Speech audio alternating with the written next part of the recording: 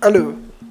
So you bought a plot of land in Ibeju-Lekki for 85 million naira, and you expect it to grow because obviously one of the areas where there is massive development currently in West Africa, if not the whole of Africa, is Ibeju-Lekki axis of Lagos State.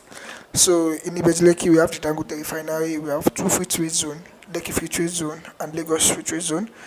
We have companies coming to that axis. We have like deep sea port, the coastal road is passing through.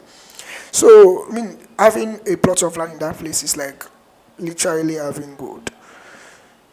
But have you ever considered the cost of holding the property? So imagine, for example, that you bought a plot of land for 85 million naira and you want to hold it for 5 years for you to make money, obviously, from land banking. But there are some things that you've never considered. The cost of holding, which might be silently taking money out of your pocket and you've never thought about it. That is what exactly I'm trying to show you here. I'm trying to show you some money or a certain amount of money that you've never thought that you were losing.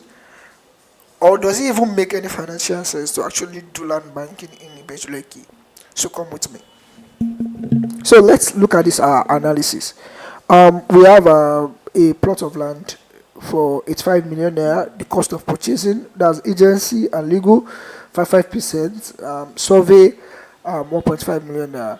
So we have fencing. So we assume basically all these ones are assumption, 2.5 million naira. These are one-off costs. The agency is one, legal survey, perimeter fencing is one of costs. And then we have like recurring costs. These are like security. You want to ensure that the land is secure, that nobody encroaches. Let's say you're paying 200,000 naira. Like land use charge, you are paying 80,000 naira.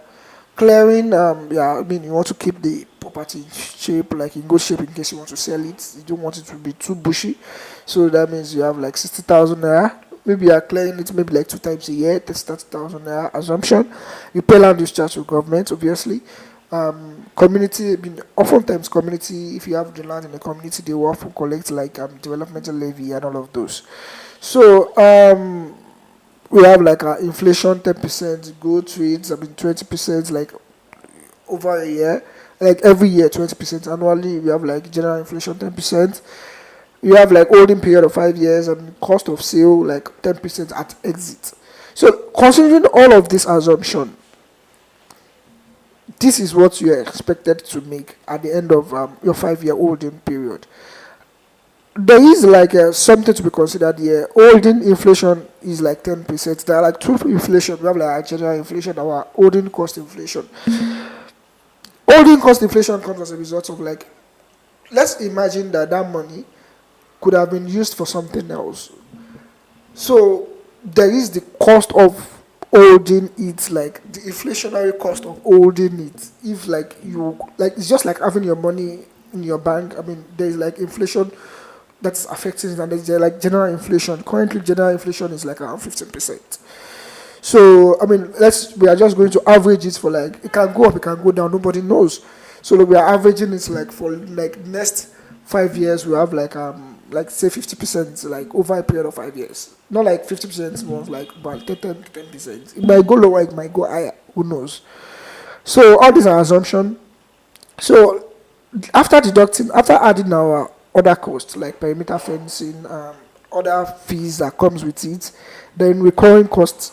So we assume that the recurring cost will increase 10% annually.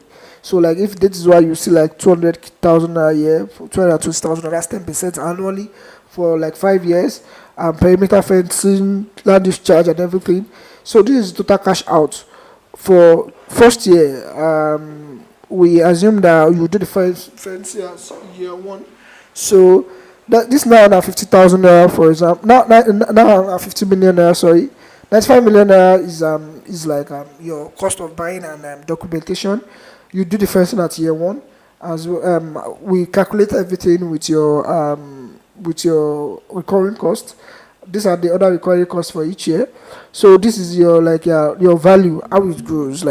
Just calculate 20% of this 20% of like additional. If you add 20% to it, growth every year, this is what we achieve. But I actually feel like the growth will be more than 20%. So let's assume it is, for example, let's say for example it is 30%. It should be more than this said. So this is what you're expecting. So let's put it. I think 30% is much more reasonable. So the reality is this is our calculations, and this is what we arrive at. So based on these, this is how much you are looking to. This is how much it will worth at the end of like 5 years period, 315 million naira.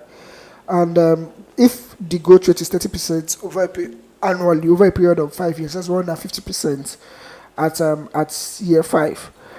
It might be more than that. I would expect it to be ordinarily more than that, but let us just make it at 30% to be much more reasonable.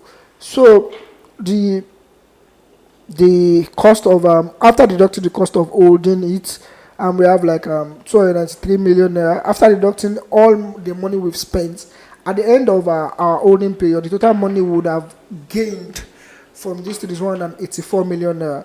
So that means if you look at it here, this is basically our reality check. The total money that you put in is 99 million naira. So that means like the cost of buying, the cost of acquiring is 95 million naira plus all these other costs. All these 1 year, that's 4.5 million naira. That's why we have 99 million naira. Our gross income at exit is 350 million naira. But when we deduct what's it called, the cost of when we deduct the net proceed, our net proceed is 850. After deducting the cost of sale from 350 million naira, we have 284 million naira as our net sales proceed. But at our net profit, that means after deducting the cost of buying, the cost of holding it, we have 184 million naira. So that means like our ROI is 195%, our IRR, internal rate of returns, is 23%, our internal IRR, our cash multiples is like for every 1 naira we put, we have like 2.85 naira back. So basically, it's a good investment. It's not a bad investment, and it's worthwhile. Considering you are not putting much and you are not doing much. You're not following. It's not like a business, like something that you just put and let it be for 5 years. And who knows? I'd expect like the growth rate should be more than 30%. But I'm just saying, for example, if it is, let's say for example it is 40% annually. So this is how much you're going to be making 311 million naira as your profit, like your net profit after deducting your cost of acquisition and cost of holding. But I think 40% is too high. Let's make it to be more realistic. Let's just put it at 30%. The current interest rate currently is about 25%, so it should be more than interest rates. So let's put it at 30%, and this is not a bad investment. This is like you making like 184 is like times 2 of your like, yeah, for every 1 naira you put, you're getting like times 2 back. So this is nice, and thank you very much, and have a nice day.